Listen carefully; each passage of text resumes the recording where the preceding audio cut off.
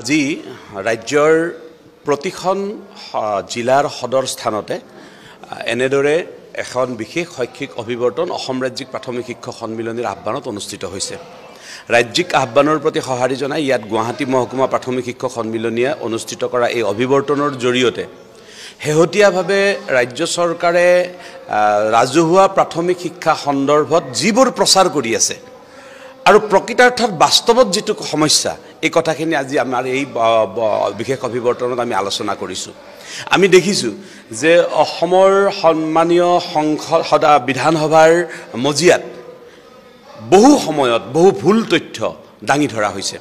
শেহতীয়া বিধানসভাত মাননীয় শিক্ষামন্ত্ৰী ডাঙৰীয়াই ক'লে যে অসমত হেনো মাত্ৰ 3খনহে শিক্ষক নথকা বিদ্যালয় আছে, য'ত গুণোৎসৱৰ ঠিক আগমুহূৰ্তত শিলচৰত মাত্ৰ এটা মহকুমাৰ অধীনত 37খন শিক্ষকবিহীন বিদ্যালয়ত জোৰাতাপলি মাৰি শিক্ষক দিয়া হৈছে, য'ত দুধনৈৰ নিচিনা শিক্ষাখণ্ড এটাত 4খন বিদ্যালয়ত শিক্ষক দিয়া হৈছে।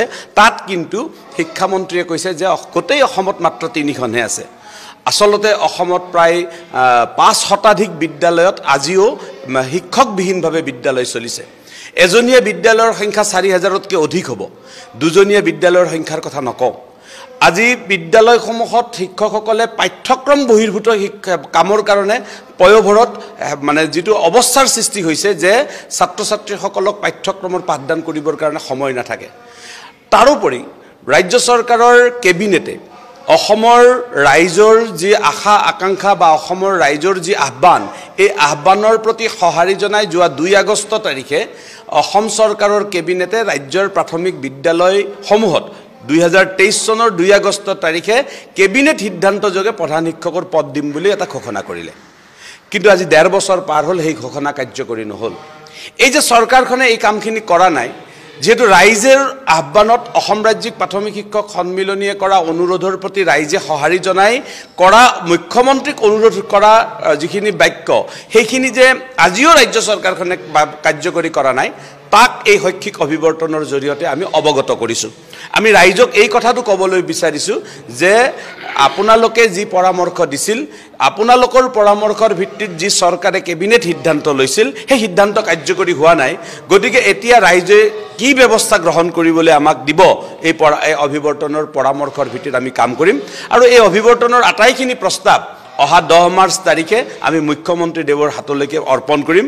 আৰু আমি তাৰ পিছত ৰাইজৰ সহযোগত নিশ্চিতভাৱে এক আন্দোলন আমি গঢ়ি তুলিব লাগিব, কাৰণ ৰাজহুৱা প্ৰাথমিক শিক্ষাৰ এয়া সংকটকাল। মুখ্যমন্ত্ৰীৰ বৃত্তি যিটো ছাত্ৰ ছাত্ৰীৰ বাবে 4ৰ্থ আৰু 5ম শ্ৰেণীৰ বৃত্তি পৰীক্ষা অনুষ্ঠিত কৰা হয়, আজি 4 বছৰ ধৰি বৃত্তি পৰীক্ষাৰ পৰা শিক্ষাৰ্থীসকলক বঞ্চিত কৰা হৈছে। এইটো কেনেধৰণৰ ন্যায়? যিটো সময়ত শিক্ষামন্ত্ৰী বা মুখ্যমন্ত্ৰী মহোদয়ে কৈ থাকে যে আমি ৰাজহুৱা শিক্ষানুষ্ঠানৰ কাৰণে দায়বদ্ধ, শিশুসকলৰ ওপৰত দায়বদ্ধ, তাৰ 4 বছৰ বৃত্তি পৰীক্ষাটো বন্ধ কৰি দি কি দায়বদ্ধতা প্ৰকাশ কৰিছে? ঠিক তেনেকৈ ইতিমধ্যে শিক্ষামন্ত্ৰীয়ে এটা ঘোষণা কৰিছে আজি কিছুদিন আগতে যে অভ্যাসন বহি ছাত্ৰ ছাত্ৰীসকলক যে আগত বৰ্ষত দিব নোৱাৰিব, তাৰ এটা ইংগিত প্ৰকাশ কৰিছে। যদি অভ্যাসন বহি বা মূল্যায়ন বহিটো দিবই নোৱাৰে, তেনেহ'লে বিনামূলীয়া শিক্ষা দিয়াৰ যিটো বা পোৱাৰ যিটো অধিকাৰ, ছাত্ৰ ছাত্ৰীসকল বঞ্চিত নহ'বনে?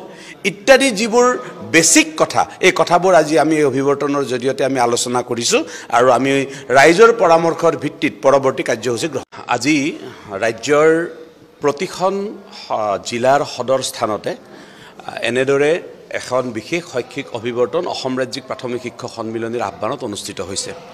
ৰাজ্যিক আহ্বানৰ প্ৰতি সঁহাৰি জনাই ইয়াত গুৱাহাটী মহকুমা প্ৰাথমিক শিক্ষক সন্মিলনীয়ে অনুষ্ঠিত কৰা এই অভিৱৰ্তনৰ জৰিয়তে শেহতীয়াভাৱে ৰাজ্য চৰকাৰে ৰাজহুৱা প্ৰাথমিক শিক্ষা সন্দৰ্ভত যিবোৰ প্ৰচাৰ কৰি আছে আৰু প্ৰকৃতাৰ্থত বাস্তৱত যেটো সমস্যা, এই কথাখিনি আজি আমাৰ এই বিশেষ অভিৱৰ্তনত আমি আলোচনা কৰিছোঁ। আমি দেখিছোঁ যে অসমৰ সন্মানীয় সংসদ বিধানসভাৰ মজিয়াত বহু সময়ত বহু ভুল তথ্য দাঙি ধৰা হৈছে। শেহতীয়া বিধানসভাত মাননীয় শিক্ষামন্ত্ৰী ডাঙৰীয়াই ক'লে যে অসমত হেনো মাত্ৰ 3খনহে শিক্ষক নথকা বিদ্যালয় আছে, য'ত গুণোৎসৱৰ ঠিক আগমুহূৰ্তত শিলচৰত মাত্ৰ এটা মহকুমাৰ অধীনত 37খন শিক্ষকবিহীন বিদ্যালয়ত জোৰাতাপলি মাৰি শিক্ষক দিয়া হৈছে, য'ত দুধনৈৰ নিচিনা শিক্ষাখণ্ড এটাত 4খন বিদ্যালয়ত শিক্ষক দিয়া হৈছে। তাত কিন্তু শিক্ষামন্ত্ৰীয়ে কৈছে যে গোটেই অসমত মাত্ৰ 3খনহে আছে। আচলতে অসমত প্ৰায় 5 শতাধিক বিদ্যালয়ত আজিও শিক্ষকবিহীনভাৱে বিদ্যালয় চলিছে। এজনীয়া বিদ্যালয়ৰ সংখ্যা 4000তকৈ অধিক হ'ব, দুজনীয়া বিদ্যালয়ৰ সংখ্যাৰ কথা নকওঁ। আজি বিদ্যালয়সমূহত শিক্ষকসকলে পাঠ্যক্ৰম বহিৰ্ভূত কামৰ কাৰণে পয়োভৰত মানে যিটো অৱস্থাৰ সৃষ্টি হৈছে যে ছাত্ৰ ছাত্ৰীসকলক পাঠ্যক্ৰমৰ পাঠদান কৰিবৰ কাৰণে সময় নাথাকে।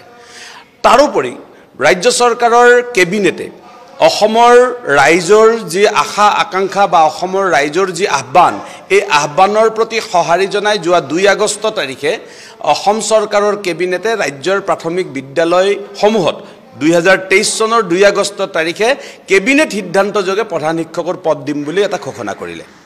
কিন্তু আজি 1.5 বছৰ পাৰ হ'ল, সেই ঘোষণা কাৰ্যকৰী নহ'ল।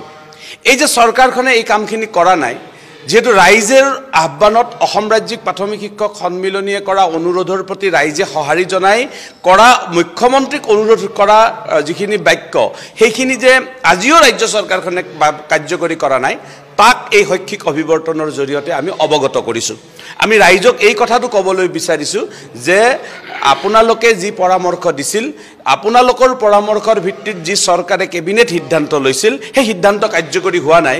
গতিকে এতিয়া ৰাইজে কি ব্যৱস্থা গ্ৰহণ কৰিবলৈ আমাক দিব, এই অভিৱৰ্তনৰ পৰামৰ্শৰ ভিত্তিত আমি কাম কৰিম।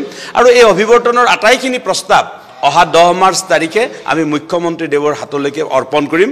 আৰু আমি তাৰ পিছত ৰাইজৰ সহযোগত নিশ্চিতভাৱে এক আন্দোলন আমি গঢ়ি তুলিব লাগিব, কাৰণ ৰাজহুৱা প্ৰাথমিক শিক্ষাৰ এয়া সংকটকাল। মুখ্যমন্ত্ৰীৰ বৃত্তি যিটো ছাত্ৰ ছাত্ৰীৰ বাবে 4ৰ্থ আৰু 5ম শ্ৰেণীৰ বৃত্তি পৰীক্ষা অনুষ্ঠিত কৰা হয়, আজি 4 বছৰ ধৰি বৃত্তি পৰীক্ষাৰ পৰা শিক্ষাৰ্থীসকলক বঞ্চিত কৰা হৈছে। এইটো কেনেধৰণৰ ন্যায়? যিটো সময়ত শিক্ষামন্ত্ৰী বা মুখ্যমন্ত্ৰী মহোদয়ে কৈ থাকে যে আমি ৰাজহুৱা শিক্ষানুষ্ঠানৰ কাৰণে দায়বদ্ধ, শিশুসকলৰ ওপৰত দায়বদ্ধ, তাৰ 4 বছৰ বৃত্তি পৰীক্ষাটো বন্ধ কৰি দি কি দায়বদ্ধতা প্ৰকাশ কৰিছে? ঠিক তেনেকৈ ইতিমধ্যে শিক্ষামন্ত্ৰীয়ে এটা ঘোষণা কৰিছে আজি কিছুদিন আগতে যে অভ্যাসন বহি ছাত্ৰ ছাত্ৰীসকলক যে আগত বৰ্ষত দিব নোৱাৰিব, তাৰ এটা ইংগিত প্ৰকাশ কৰিছে। যদি অভ্যাসন বহি বা মূল্যায়ন বহিটো দিবই নোৱাৰে, তেনেহ'লে বিনামূলীয়া শিক্ষা দিয়াৰ যিটো বা পোৱাৰ যিটো অধিকাৰ, ছাত্ৰ ছাত্ৰীসকল বঞ্চিত নহ'বনে? ইত্যাদি যিবোৰ বেছিক কথা, এই কথাবোৰ আজি আমি এই অভিৱৰ্তনৰ জৰিয়তে আমি আলোচনা কৰিছোঁ আৰু আমি ৰাইজৰ পৰামৰ্শৰ ভিত্তিত পৰৱৰ্তী কাৰ্যসূচী গ্ৰহণ। আজি ৰাজ্যৰ প্ৰতিখন জিলাৰ সদৰ স্থানতে এনেদৰে এখন বিশেষ শৈক্ষিক অভিৱৰ্তন অসম ৰাজ্যিক প্ৰাথমিক শিক্ষক সন্মিলনীৰ আহ্বানত অনুষ্ঠিত